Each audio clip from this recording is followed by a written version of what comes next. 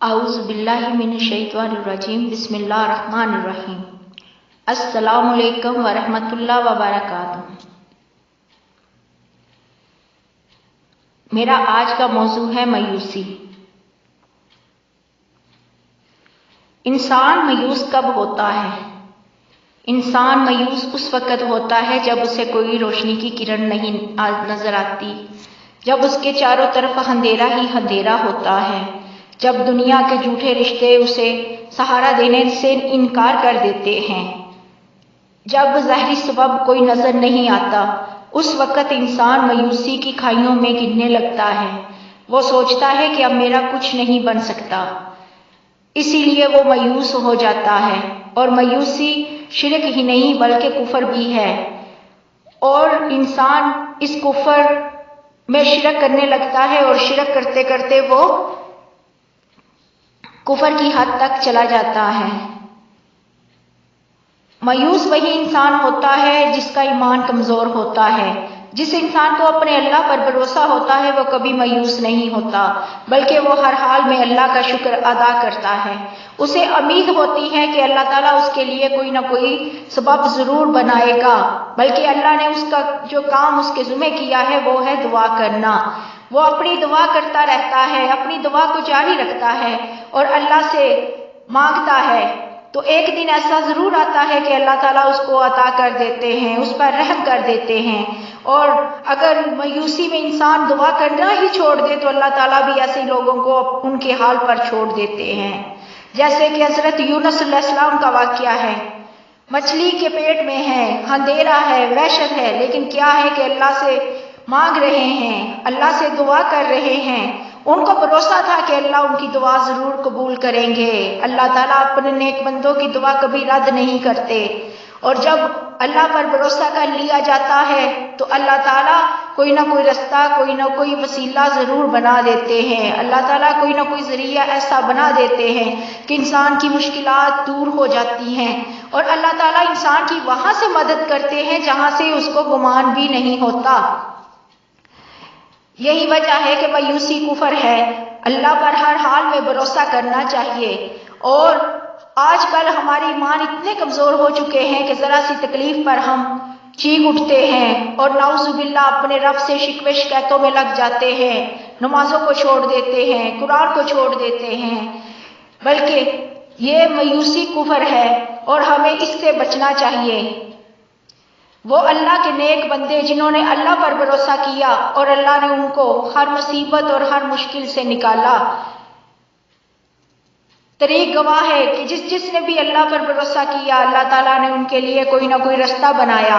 پھر ہم کیوں یہ بھول جاتے ہیں کہ وہی رب ہے جس نے حضرت ابراہیم علیہ السلام کو آگ سے بچایا، جب چاروں طرف آگ تھی، کوئی وسیلہ نہ تھا، مگر پھر بھی آپ کے لب پہ یہی جاری تھا کہ میرا اللہ ہی کافی ہے، میرا اللہ ہی کافی ہے، میرے لیے میرا اللہ ہی کافی ہے۔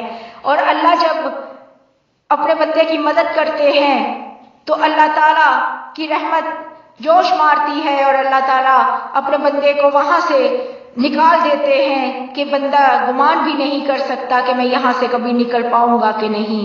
جیسے کہ حضرت موسیٰ علیہ السلام کے زمانے کا بھی ایک واقعہ مجھے یاد آ گیا۔ حضرت موسیٰ علیہ السلام کے زمانے کا واقعہ ہے کہ فرعون کی ایک لونڈی تھی، ایک باندی تھی جو اس کی بیٹی کو کنگھی کیا کرتی تھی، اس کی بیٹی کی خدمت کیا کرتی تھی۔ ایک دن کیا ہوا کہ وہ کنگھی کرتے کرتے اس کے ہاتھ سے کنگھی گر گئی، تو اس عورت نے بسم اللہ پڑھ کر وہ کنگھی اٹھائی۔ اب وہ لڑکی دیکھ رہی تھی، اسے تعجب ہوا کہ یہ کیا کلمات تھے، یہ کیا پڑھا ہے اس نے اپنی وہ لونڈی سے پوچھا کہ آپ نے کیا پڑھا ہے، مجھے اس کی سمجھ نہیں آئی۔ تو لونڈی نے کہا میں نے اپنے رب کو یاد کیا ہے، اپنے رب کا ذکر کیا ہے۔ فرعون کی بیٹی کہنے لگی کہ کیا تو نے میرے باپ کا ذکر کیا ہے؟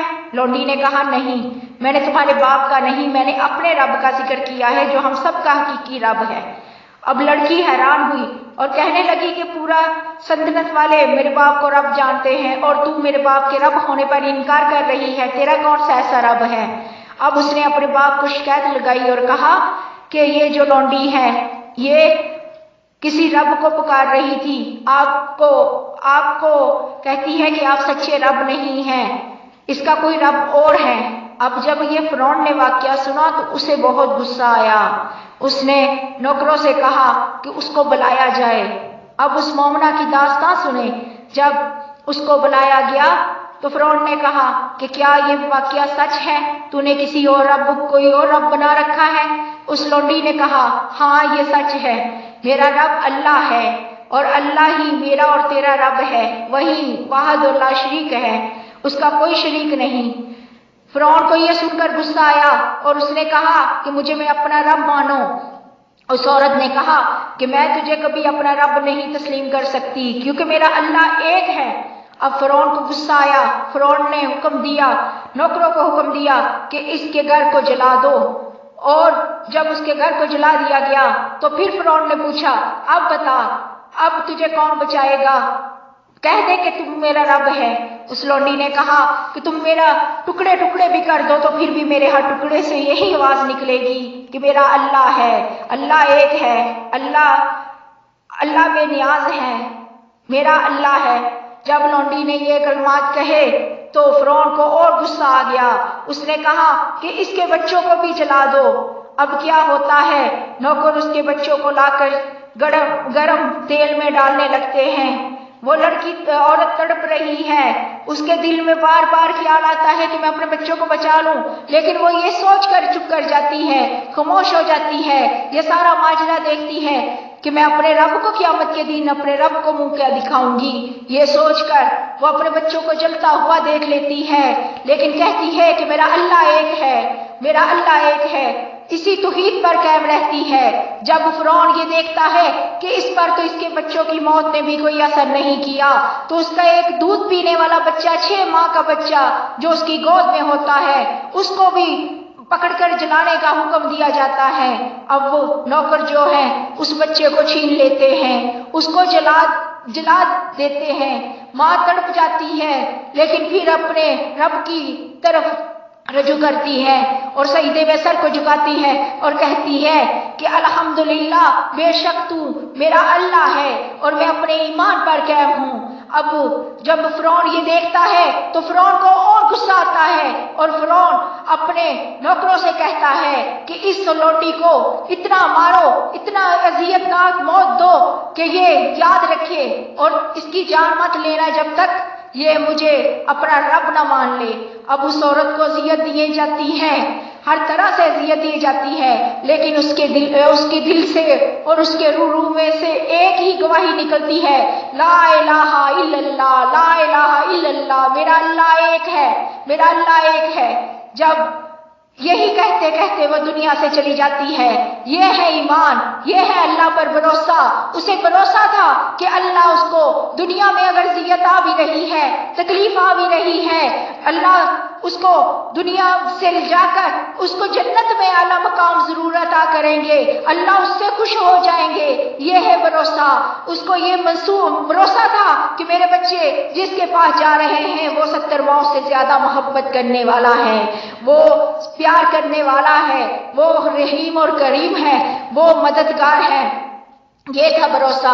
آج تھوڑی سی تکلیف آتی ہے تو ہم مایوس ہو جاتے ہیں، آج تھوڑی سی تکلیف آتی ہے تو ہم نمازوں کو چھوڑ دیتے ہیں، سجدوں کو چھوڑ دیتے ہیں، اللہ سے مانگنا چھوڑ دیتے ہیں، ہم شکوہ شکایت کرتے ہیں ہماری تو دعا قبول ہی نہیں ہوتی۔ ہم یہ کیوں بھول جاتے ہیں دنیا کے بادشاہ اپنے دروازوں کو بند کر لے، لیکن ایک دروازہ ہمیشہ کھلا ہے اور وہ ہے اللہ کا دروازہ، اللہ کے گھر کا دروازہ۔ سر کو سجدے میں جھکا کر اللہ سے مانگو، اللہ بے شک بے نیاز ہے اور وہی دینے والا ہے، اور اس کی رحمت وسیع ہے، اس کی رحمت کا کوئی رد بدل نہیں۔ وہ اتنا رحمت کرنے والا ہے کہ موت کے منہ سے بھی نکال دیتا ہے۔ اللہ بچانے والا ہے، مارنے والے سے زیادہ طاقتور ہے۔ جب اللہ پر بھروسہ ہو جاتا ہے تو بندہ مایوسی سے نکل آتا ہے۔ جب یہ بھروسہ ہو جاتا ہے کہ میرا رب میرے ساتھ جو بھی کرے گا اچھا ہی کرے گا کیونکہ وہ 70 ماؤں سے زیادہ مجھ سے محبت کرتا ہے، تو بندہ مایوسی کے اندھیروں سے نکل جاتا ہے۔ اللہ تعالی ہم سب کو مایوسی کے کفر سے بچائے اور ہم سب کو اللہ پر سچے دل سے بھروسہ رکھنے کی توفیق عطا فرمائے۔ آمین یا رب العالمین۔